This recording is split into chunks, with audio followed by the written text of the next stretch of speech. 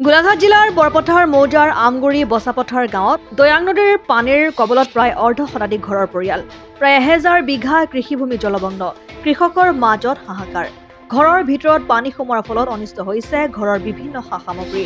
মানুহ গৰু আশ্ৰয় শিবিৰত বিগত নিশাৰ পৰা একেলগে থাকিবলগীয়া পৰিস্থিতি। খোৱা সামগ্ৰীৰ নামত পচা চাউল, বেয়া মিঠাতেল, নিমখ আদি প্ৰশাসনৰ পৰা দিয়াৰ অভিযোগ বানাক্ৰান্তৰ। দৈয়াং নদীৰ নাগালেণ্ডস্থিত নিপকুৰ প্ৰজেক্টত পানী খুলি দিয়াৰ ফলতে বানপানীৰ সৃষ্টি হৈছে। পশুধনৰ খাদ্যৰ অভাৱ হোৱাৰ কথা জনা যায়। ইফালে বানাক্ৰান্তৰ মাজত দুৰ্দশাগ্ৰস্ত লোকৰ এতিয়ালৈকে খবৰ নোলোৱাৰ অভিযোগ স্থানীয় বিধায়কৰ লগতে অন্য জনপ্ৰতিনিধিৰ।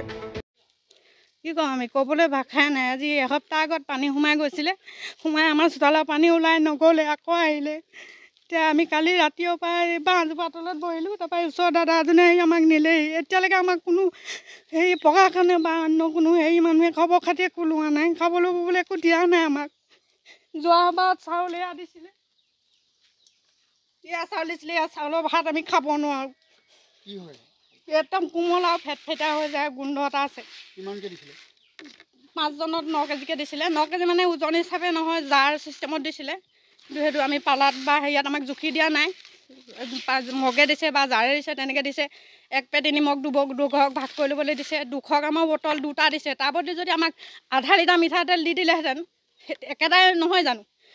আধা লিটাৰ মিঠাতেলে আমাৰ এতিয়া 200 গ্ৰামৰ বটল 2টাত দিয়াত থাকি আমাক আধা লিটাৰ মিঠাতেল যদি একে কোপে দি দিলেহেঁতেন, একো অথলে নাযায় নহয়। চৰকাৰৰ ধনহে, কাৰো ৰাইজৰ ধন নহয় নহয়। এতিয়া আমি মিঠাতেলৰ বটল সেয়াতে থৈ দিছোঁ, খাব নোৱাৰি। এতিয়া ওচৰৰ দাদা এজনৰ ঘৰতে ভাত পানী খাই, চাউল পাত নাই, এয়া দিছে, এয়া ভাত খাব নোৱাৰোঁ। সেই দাদাজনৰ ঘৰতে খাই বৈ আছোঁ।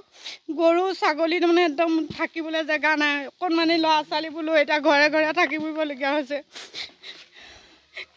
নেপকুৱে যদি পানী খুলিছিলে, অলপ অলপকৈ আগতে যদি খুলি থাকিলে তেতিয়া ইমান হাৰাশাস্তি নহ'লেহেঁতেন নহয় মানুহবিলাকৰ। এতিয়া একেলগে খুলি দিছে, এতিয়া কোনোফালে যাবলৈ মানে উপায় নাই আমাৰ।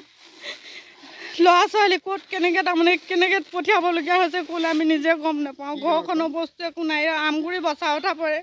খেতি বাতি যি অকণমান আছিলে, আমি হাজিৰা কৰি খোৱা মানুহ। মালিকে পাণ পাৰি কৰি হাজিৰা কৰি খাওঁ। এতিয়া যিখন খেতি আছিলে তাকো মাৰি লৈ গ'ল। ক'বলৈ মানে একদম ভাষা নাইকিয়া হৈ গৈছে।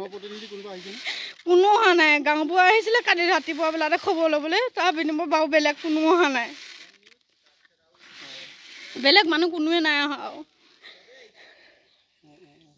তাকে কৈছোঁ মই ৰাইজক, যাতে আহি প্ৰশাসনেও হওক বা অন্য ভাৰত চৰকাৰে হওক, হিমন্ত শৰ্মাই হওক, যাতে আমাক খবৰ লয়। বিধায়কেও আহি চাই যায় আমাৰ পৰিস্থিতিবিলাক কেনেকৈ আছোঁ। ল'ৰা ছোৱালী এতিয়ালৈকে কোনো অহা নাই। সকলোৱে যাতে আহি চাই যায়হি আমাক, আমি কি পৰিস্থিতিত আছোঁ, কেনেকৈ আছোঁ, খাইছোঁ ক'ত, আছোঁ ক'ত, শুইছোঁ ক'ত, সেইবিলাক যাতে চাই যায়হি। আৰু মই ইয়াকে কৈছোঁ। আৰু সৰুপথাৰৰ পৰা পৰাণ গোস্বামীৰ ৰিপৰ্ট, অসম আদিত্য। NKS হুণ্ডাইলৈ স্বাগতম। নৰ্থ ইষ্টৰ প্ৰথম GDSI 2.0 ফিচাৰ্ছ ডিলাৰ হৈছে NKS হুণ্ডাই। অত্যাধুনিক সা সুবিধাৰে তৈয়াৰী মষ্ট আপডেটেড হুণ্ডাই ডিলাৰ এতিয়া ডিব্ৰুগড়ত। আমাৰ NKS হুণ্ডাই ডিলাৰত open sales consulted room, customer ৰুমৰ লগতে পুৰণি গাড়ীৰ এক্সচেঞ্জ ফেচিলিটিও ৰখা হৈছে। ইয়াত চেলছৰ লগতে ছাৰ্ভিচ ছেক্টৰৰ সুন্দৰ সুবিধা আছে। প্ৰয়োজনীয় সকলো এডভান্স টুলছ, হুইল বেলেন্সিং, এলাইনমেণ্টৰ অত্যাধুনিক machine, post hydraulic lift, fully train man পাৱাৰৰ লগতে nitrogen gas filling facility, fully automatic car washer ফেচিলিটিও আছে। লগতে NKS হুণ্ডাই ডিলাৰে কাষ্টমাৰসকলৰ সুবিধাৰ্থে মোবাইল ছাৰ্ভিচ ভেনৰো ব্যৱস্থা ৰাখিছে, য'ত হাইড্ৰলিক লিফ্ট, ৱাশ্বিং facility, wheel balancing, tyre pressure check কৰাৰ লগতে বহুখিনি সুবিধাই উপলব্ধ আছে। NKS হুণ্ডাইলৈ আহক আৰু সুবিধাসমূহ গ্ৰহণ কৰক।